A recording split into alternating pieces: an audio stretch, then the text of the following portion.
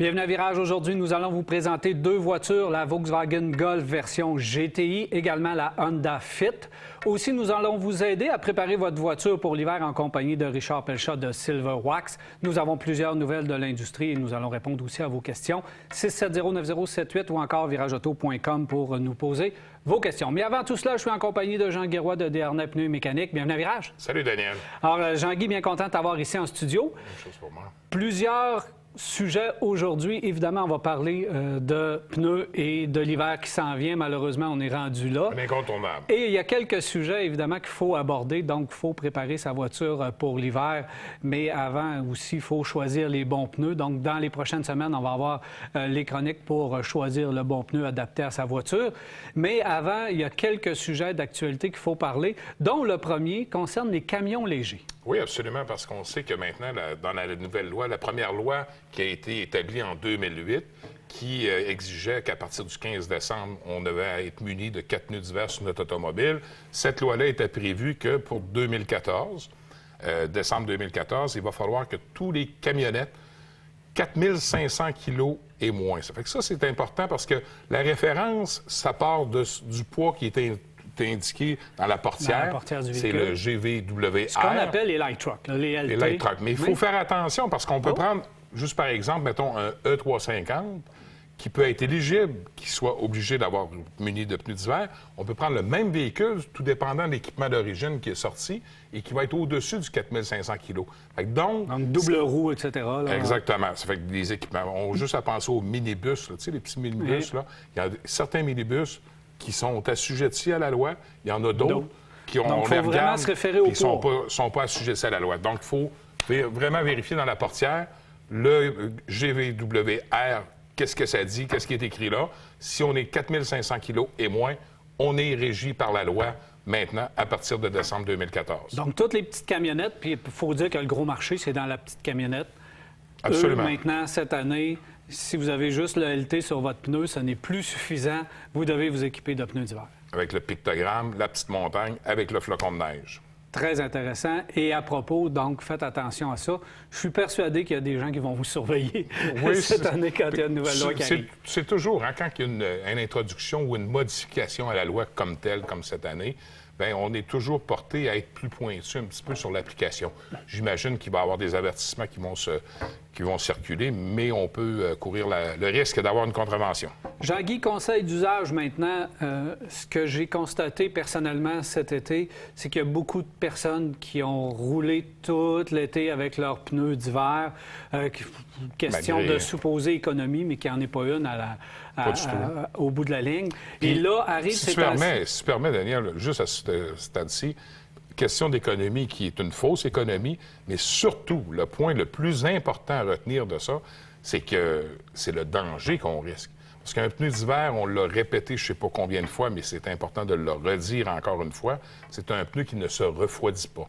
Donc, dans la chambre d'air, ça va monter en température et il y a risque d'explosion. Donc, pour juste les distances de freinage qui sont beaucoup plus grandes parce qu'on a moins d'empreintes au sol, parce qu'un pneu d'hiver... La gomme est beaucoup plus molle également. Tous les écarts qu'on a entre les blocs de caoutchouc qui composent la bande de roulement d'un pneu d'hiver, ces écarts-là, on les a pas comme empreintes au sol. Donc, si on n'a pas cette surface-là qui appuie par le fait même, la distance de freinage va être beaucoup plus longue. Et également, la condition la plus risquée, c'est justement question de température et danger d'explosion. Danger d'explosion, mais aussi le niveau d'usure. Parce que là, on a passé l'été, on sait que l'usure est accélérée par temps chaud. Et là, la tentation, ces temps-ci, c'est de les conserver pour l'hiver à venir. C'est ça. Bien, c'est là que le danger peut arriver. Le niveau d'usure, on doit vraiment le vérifier. Oui, parce que là, on va se retrouver avec un pneu d'hiver qui va être handicapé, justement, comme tu le mentionnes, par l'épaisseur de la bande de roulement.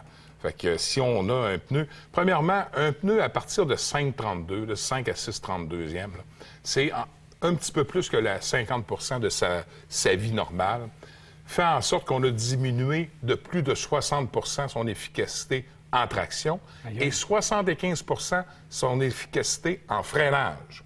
Fait que donc, tout de suite là, ça vous donne des chiffres qui nous font frémir un peu. Par la suite, à 3,32e, bien là, c'est un pneu qu'il faut qu'il soit remplacé. Ça, tout le monde le sait très bien. Puis, on a des petites bandes de vérification d'usure qui sont installées sur le pneu.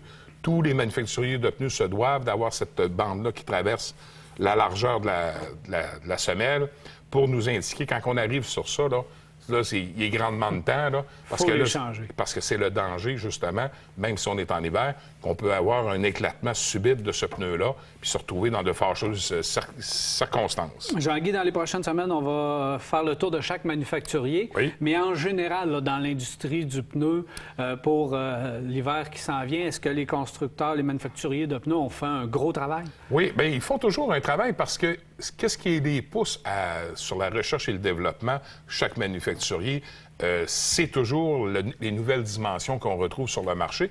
Il ne faut pas oublier aussi de sous-estimer l'apport des pneus hybrides. Parce qu'on sait que les véhicules hybrides, il faut avoir un pneu qui est adapté à ce type de véhicule-là. Donc, le pneu vert qu'on appelait avant dans notre jargon, dans notre industrie, bien, se transforme aussi en pneu d'hiver vert. Fait que malgré que les hivers sont blanches au Québec, mais on peut avoir des pneus qui sont un petit peu plus écologiques, plus adaptés aussi, les résistances de roulement. Et c'est un défi pour les constructeurs, les manufacturiers de pneus, justement, de composer avec ces barèmes-là pour livrer un pneu au consommateur. Parce que le consommateur investit dans un véhicule hybride pour être économique, écologique, etc. Puis, en même temps, il faut qu'il regarde aussi son point de friction au sol, qui est le pneu. Ça passe, c'est un incontournable. Ça passe par le pneu. Et par là, peut détruire quand même les fiches techniques des performances du véhicule hybride seulement par l'application du pneu. Qu'est-ce qu'on peut voir, justement, tu parles de recherche et développement, qu'est-ce qu'on peut anticiper dans l'avenir qui serait vraiment l'idéal ou sur quoi les manufacturiers de pneus travaillent fort pour trouver la solution idéale? Bien, qu'est-ce qu'ils recherchent beaucoup? C'est un pneu qui va être très versatile, qui va avoir multiples applications, puis une dimension. Ils visent beaucoup à sortir un pneu, mais une dimension, il faut faire attention, sous forme comme un élastique. Fait que tu as une jambe de roue de 16 ou 17, 18, pas grave, on va l'étirer un peu plus. OK. Puis ça, c'est quelque chose qui est dans l'air présentement. Et également aussi avec des nappes de caoutchouc qui seront ondulées.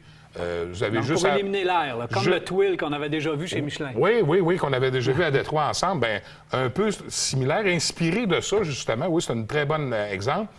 Juste à penser aux friandises, là, les chips ondulés. Là. À ce moment-là, bien, c'est un peu de ce principe-là, le caoutchouc à l'intérieur, qui garderait la souplesse. Parce qu'on parle de pneus zéro pression d'air avec les caractéristiques de nos routes. On n'a pas les routes pour adapter ce pneu-là. Donc, il y aurait un compromis entre les deux, justement avec ces lamelles de caoutchouc ondulées-là qui seraient dans la chambre d'air, qui donnerait une certaine souplesse au caoutchouc et qui donnerait une adhérence intéressante quand même. Merci beaucoup, Jean-Guy. Au plaisir, Daniel. On va se reparler au cours des prochaines semaines. Oui. Alors voilà, M. Jean-Guy Roy de Desharnais Pneus et Mécanique. Faites-vous-en pas, au cours des prochaines semaines, nous allons faire le tour de chaque manufacturier de pneus afin que vous puissiez choisir le bon pneu. On s'arrête à Virage, on va. La chronique de pneus vous est présentée par les pneus GT Radial et par Desharnais Pneus et Mécanique, le connaisseur. GT Radial, le meilleur rapport qualité-prix et durabilité.